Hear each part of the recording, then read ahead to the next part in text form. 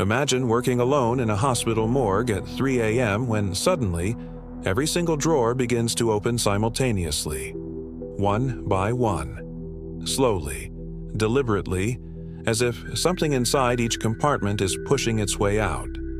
You freeze, paralyzed with terror, as cold air rushes past you and the temperature drops 20 degrees in seconds. This isn't your imagination. This isn't a movie.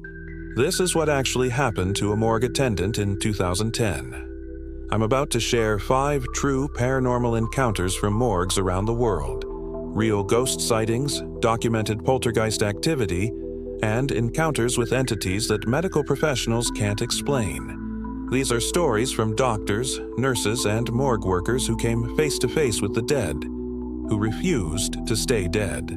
Let's descend into the darkness.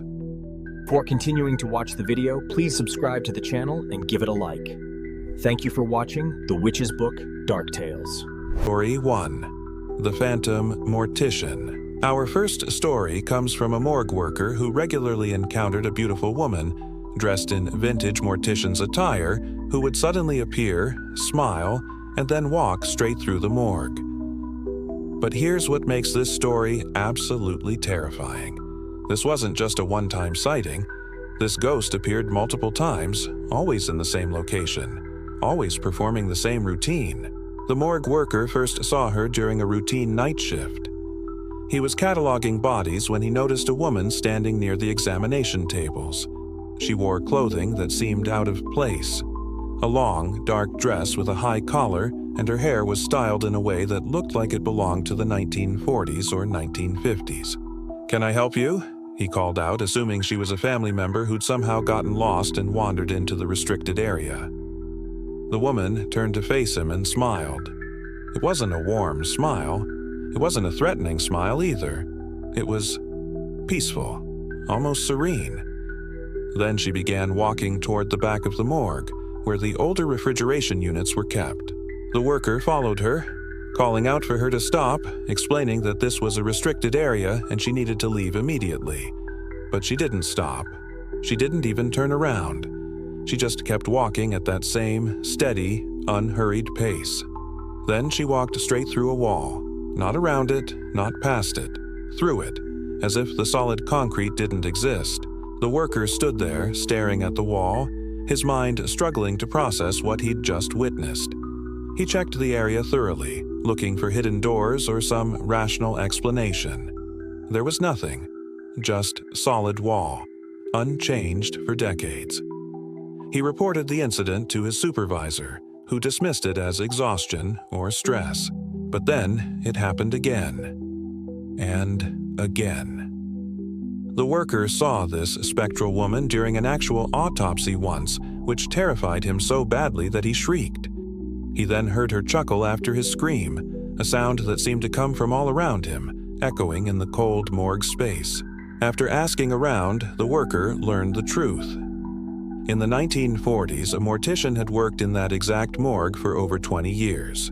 She was beloved by staff and families alike, known for her gentle touch and respectful treatment of the deceased. She died suddenly of a heart attack while working late one night, right there in the morgue, surrounded by the bodies she'd cared for so diligently. The prevailing theory is that she never left. Her spirit remained in the place she'd dedicated her life to, continuing to make her rounds, checking on the deceased, ensuring everything was in order. Other staff members reported seeing a man and woman walking hand in hand through the facility, nodding at workers before vanishing, possibly the mortician's husband who'd also worked at the hospital. But the most unnerving detail? The worker often heard 2 young girls giggling in a corridor near the morgue, voices heard nearly every night, though he never saw them. The laughter was innocent, playful, completely at odds with the grim surroundings. Some believe these are the spirits of children who died in the hospital decades ago, their souls trapped in a state of eternal childhood, forever playing in the hallways where they took their last breaths. The morgue worker eventually left that job, not because he was afraid of the ghosts, he claimed, but because he couldn't shake the feeling that every time he was alone, he wasn't really alone. The phantom mortician was always there, watching, smiling, walking her eternal rounds through the realm of the dead. Story 2. The Poltergeist Possession. Poltergeists are well known as being some of the noisiest, most violent ghosts around, typically centering their activity around individuals, mostly around the age of puberty, and they're usually focused on one individual rather than a family. But what happens when a poltergeist targets a morgue? The answer is more terrifying than you can imagine. This incident occurred at a hospital morgue in the northeastern United States in 2008. A young morgue attendant, just 23 years old, had been working the night shift for only 3 weeks when the activity began. It started small. Objects would be moved when he turned his back. He would hear loud, slamming noises come from the morgue, and when he ran to see what was wrong, he found that the doors and windows had been thrown fully open, despite having been securely closed and in some cases locked moments before. At first, he assumed it was pranks from other staff members. Hospital workers are notorious for hazing new employees, especially in morgues where gallows humor is often used as a coping mechanism. But the pranks continued even when he was completely alone in the basement, with all other staff members accounted for on upper floors. Then the activity escalated. One night, while preparing a body for storage, every single drawer in the morgue began opening simultaneously. Not all at once, but in sequence, like dominoes falling. Starting from the farthest corner of the room and moving toward him, each drawer slid open slowly, deliberately, the metallic scraping sound echoing through the cold, tiled space. The attendant stood frozen, watching this impossible event unfold before his eyes. When the wave of opening drawers reached the compartment closest to him, it slammed open with such force that it flew off its tracks entirely, crashing to the floor with a deafening bang. He ran, made it all the way to the ground floor before he stopped, gasping for breath, his heart hammering in his chest. His supervisor was skeptical but agreed to review the security footage. What they saw defied explanation. The camera clearly showed all the drawers opening, exactly as the attendant described. But there was something else on the footage. Something the attendant hadn't mentioned because he hadn't seen it himself. Between the rows of morgue drawers, a dark shadow moved. Not a person, not anything with a definable shape, just a mass of darkness that seemed to absorb light rather than cast shadows. And this shadow appeared to be the source of the activity, moving from drawer to drawer as each one opened. Poltergeist activity tends to include violence against individuals, and poltergeists have been known to inflict scratches, bites, and even strangulation. This proved horrifyingly true when the attendant returned to work 2 nights later. He was determined not to be frightened away from his job, but the poltergeist had other plans. While moving a gurney through the morgue, he felt something grab his ankle. He looked down to see what appeared to be a hand, gray, translucent but undeniably hand-shaped, wrapped around his leg. Then it pulled. He fell hard, hitting his head on the concrete floor. When he came to, his supervisor was standing over him, having heard the crash. The attendant had a concussion and, more disturbingly, had bruises around his ankle in the exact shape of finger marks. Medical staff confirmed these were consistent with someone grabbing him forcefully, but he'd been alone in the morgue. The security footage showed no one near him when he fell. The hospital brought in a paranormal investigation team who spent 3 nights in the morgue. They documented numerous instances of unexplained activity, temperature drops of up to 30 degrees in localized areas, electronic voice phenomena that seemed to be threatening the staff, and objects moving on their own. One investigator was pushed by an unseen force, captured clearly on their night vision cameras. The team's conclusion was that the morgue was experiencing genuine poltergeist activity, possibly tied to the recent death of a troubled patient who'd been violent in life and whose body had been temporarily stored in that morgue.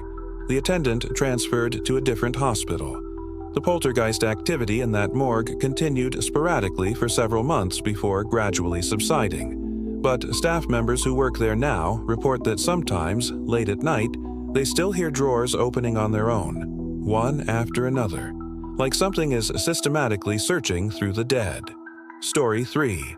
The locked room prank. This next story comes from a hospital worker who had cared for a patient for 4 months and had told him how scared she was of getting locked in the morgue. The patient knew he was dying and was curious about death. What happened next suggests that even in death, some personalities remain intact, including their sense of humor. Sarah was a hospice nurse who developed a close relationship with one of her long-term patients, a man in his 70s named Robert. Robert had been a prankster his entire life, known for his elaborate jokes and his infectious laugh. Even as his health deteriorated, he maintained his sense of humor, often joking with Sarah about death and what might come after. During one of their many conversations, Sarah confided something she'd never told anyone at the hospital. She had an irrational fear of being locked in the morgue. It stemmed from a childhood trauma. She'd been accidentally locked in a basement as a child and had developed claustrophobia and a specific fear of being trapped in cold, dark spaces. Robert had laughed at the confession, but kindly. "Don't worry," he'd told her. "If I die and end up down there, I'll make sure to unlock the door for you." 3 weeks later, Robert passed away peacefully in his sleep. Sarah performed the final care with tears in her eyes, then accompanied his body to the morgue, as was hospital protocol for hospice nurses who'd had long-term relationships with patients. The morgue attendant helped her transfer Robert's body into one of the storage compartments. They chatted briefly, and then the attendant left to handle paperwork upstairs, leaving Sarah alone to say her private goodbye. She stood there for perhaps 5 minutes, speaking softly to Robert's drawer, thanking him for the joy he'd brought during his final months, wishing him peace in whatever came next. Then she heard the door close. Not slam. Just a soft, deliberate click of the latch engaging. Sarah turned to look, assuming the attendant had returned, but no one was there. She walked to the door and tried the handle. Locked. From the outside. The type of lock that could only be engaged with a key, which she didn't have. Her heart raced. She pounded on the door, shouting for help, but the morgue was in the basement of an old section of the hospital, down a rarely used corridor. No one could hear her. Her claustrophobia kicked in with a vengeance. The walls seemed to press inward. The temperature, already cold, seemed to drop further. She struggled to breathe, panic threatening to overwhelm her completely. Then she heard it. A laugh. Familiar. Warm. Unmistakably, Robert's laugh. It seemed to come from everywhere and nowhere at once.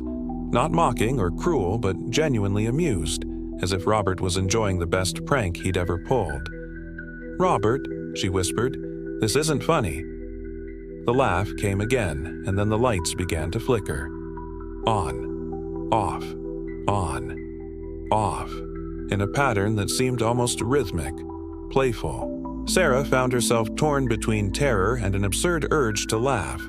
Even dead, Robert was still a prankster. "Okay, you got me," she said aloud to the empty room. "Very funny. Now can you please unlock the door?" The flickering stopped. For a moment, everything was still and silent. Then she heard the lock mechanism click. The door swung open slightly as if pushed by an invisible hand. Sarah got out a few minutes later and immediately thought of her patient who had died that day and was in the morgue when this happened. She liked to think it was him playing a prank on her. When she reported the incident to her supervisor, the morgue attendant swore he hadn't locked the door. He'd left it propped open, as was standard procedure when someone was inside. Security footage showed the door closing on its own, with no one near it.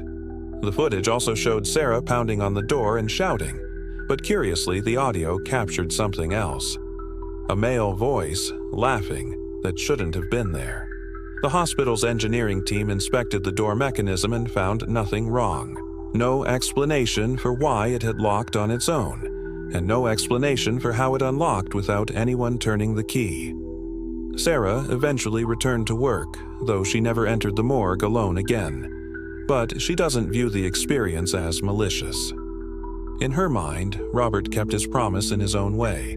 He was there with her in the morgue, and he did, eventually, unlock the door. She just wishes his final prank hadn't exploited her biggest fear. Then again, that's what made it the perfect Robert joke. Story 4. The Shadow Man. A hospital administrator and her staff were terrorized by a spectral spirit known as the Shadow Man, an entity that has been reported in hospitals and morgues around the world. But this particular Shadow Man was different. He was territorial, aggressive, and seemed to feed on fear.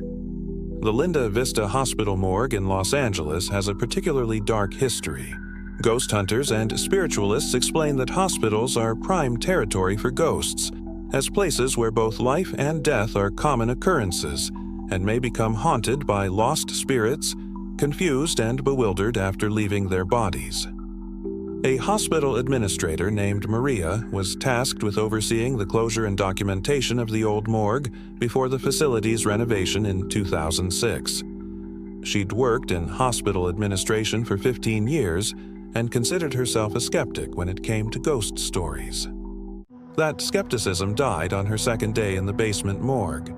She was cataloging old records when she noticed something in her peripheral vision. A figure, tall, at least 7 feet, standing in the corner of the room. Not quite solid, but not transparent either.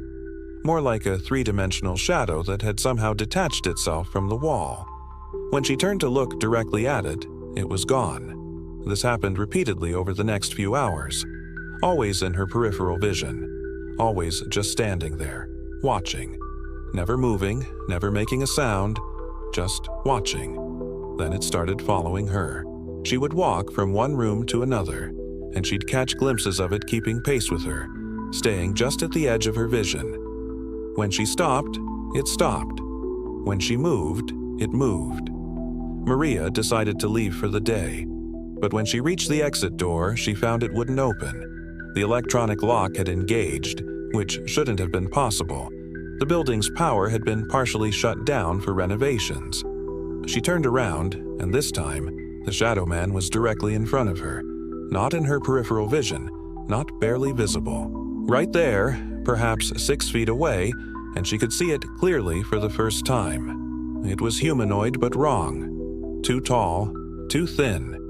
Its proportions didn't quite match human anatomy. And where its face should have been, there was just darkness. Not a dark face, but an absence of anything, like looking into a void. Maria screamed and backed against the door. The Shadow Man tilted its head. The gesture was almost curious, as if it were studying her reaction. Then it raised one impossibly long arm and pointed directly at her. The temperature in the room dropped so dramatically that Maria could see her breath. The lights began to flicker, and she heard something she would never forget. A sound like hundreds of voices whispering all at once, overlapping, incomprehensible, but clearly angry.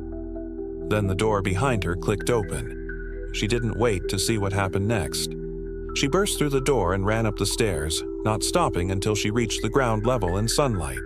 Maria later tweeted about the experience, stating that the old Linda Vista Hospital was extremely haunted, and she got more information from there than she ever wanted. When she reported the incident, other workers came forward with their own encounters with the Shadow Man.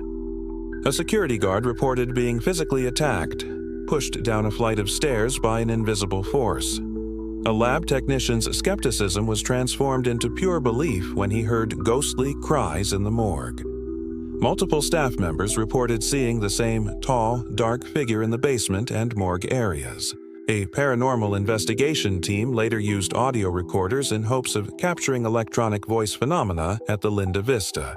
And some ghost hunters who recorded there claimed to have discerned whispering and even a little girl laughing and singing. But the Shadow Man remained the most consistent and disturbing presence. A spiritual medium was eventually brought in to help clear the hospital of all its lost and fragmented entities and ghosts. When asked why the ghosts chose to stay in the hospital, she replied, "Most were gang members and patients seeking retribution for negligent care and didn't know where else to go." Maria never returned to complete her work in that morgue. Another administrator finished the cataloging. The Linda Vista Hospital building was eventually converted into senior living apartments, but even now, residents occasionally report seeing a tall, dark figure in the basement areas. a shadow that shouldn't exist watching from corners, always just out of direct sight. Story 5. The Violent Awakening. Our final story involves one of the most terrifying types of paranormal activity documented in morgues, the violent poltergeist awakening. This is when dormant spiritual energy suddenly erupts in a display of aggressive, dangerous phenomena. The Waverly Hills Sanatorium in Louisville, Kentucky, has a notorious history.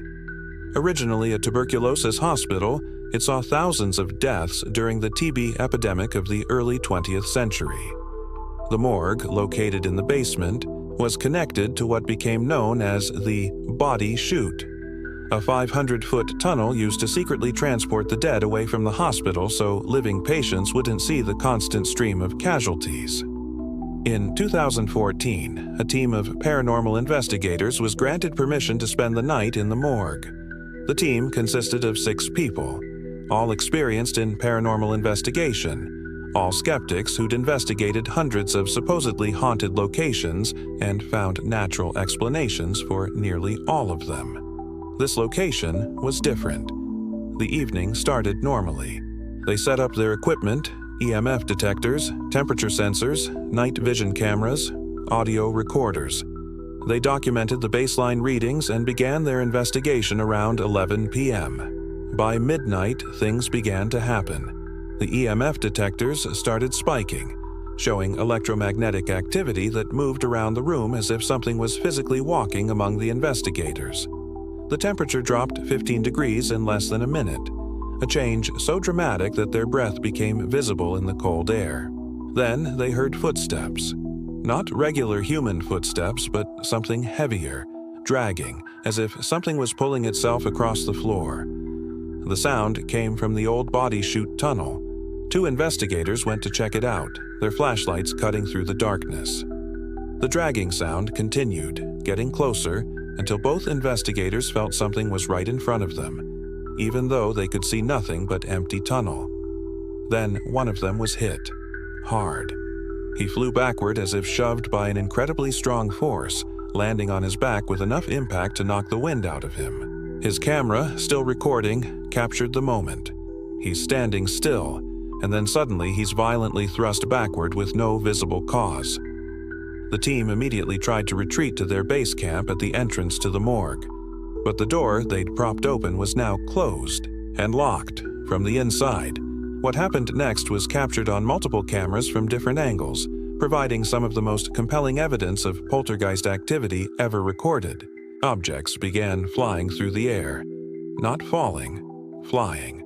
Old surgical instruments, pieces of debris, anything not bolted down became projectiles launched by an unseen force. One investigator was struck in the head by a metal tray, requiring stitches later. Another was grabbed.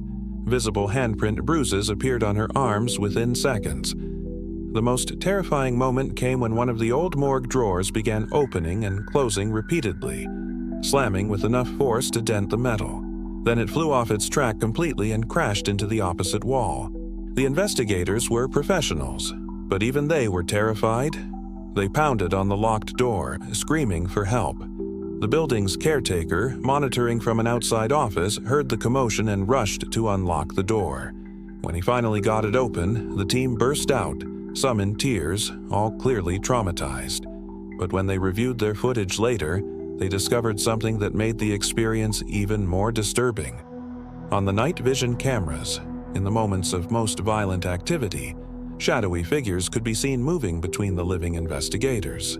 Not transparent spirits, but solid-looking entities that somehow weren't visible to the naked eye, only captured by the cameras. And in the audio recordings, beneath the sounds of crashing objects and panicked shouting, there were voices, dozens of them. Some whispering, some shouting, some screaming. And one voice, louder than the others, saying the same thing over and over, "Get out, get out, get out." The investigation team released their footage publicly, and it went viral in the paranormal community. Skeptics tried to debunk it, but couldn't explain the physical injuries, the locked door, or the coordinated nature of the activity captured on multiple independent cameras. One team member suffered a psychological break after the experience and had to undergo therapy for months. Another developed a chronic anxiety disorder. All 6 investigators agreed on one thing: they would never set foot in Waverly Hills again. The morgue at Waverly Hills remains one of the most actively haunted locations in America. Paranormal investigators still visit, but they do so with extreme caution, and many refuse to enter the morgue or body chute areas after dark. Whatever spirits linger in that basement morgue, they are not at peace, and they do not want to be disturbed. So, there you have it. 5 terrifying true ghost and poltergeist stories from morgues around the world. The phantom mortician who never left her post. The violent poltergeist that terrorized a young attendant. The deceased patient who played one final prank. The shadow man that stalked hospital staff. And the explosive paranormal awakening at Waverly Hills that left professional investigators traumatized. These stories share a common thread. They all involve people who work with death every day, people who are accustomed to seeing bodies, people who start as skeptics. These aren't individuals prone to flights of fancy or supernatural beliefs. They're medical professionals, trained in science and rational thinking. Yet they all experienced something that defied rational explanation, something that suggests consciousness doesn't simply end when the body dies, something that implies the boundary between life and death is more permeable than we'd like to believe. Real poltergeist stories suggest that these manifestations are definitely more than just stories, as poltergeist evidence is something you can see and feel, and because poltergeists can actually inflict injuries, it makes these hauntings all the more scary. Whether these are the spirits of the deceased, residual energy from traumatic deaths, or something else entirely beyond our current understanding, one thing is certain: morgues are liminal spaces where the veil between worlds grows thin. Before you go, I want to hear from you. Do you believe in ghosts and poltergeists? Have you or someone you know worked in a morgue or hospital and experienced something unexplainable? Would you spend a night alone in one of these haunted morgues? Share your thoughts, theories, and experiences in the comments below. If these stories gave you chills, smash that like button and subscribe for more true paranormal encounters. Turn on notifications so you never miss when we dive into the darkest corners of the supernatural world. And if you're brave enough, check out our video on haunted hospitals next. Trust me, it's even more disturbing than this one. Thanks for joining me in exploring these terrifying true stories. Remember, death is not the end. Sometimes it's just the beginning of something far more frightening. Sleep well, if you can,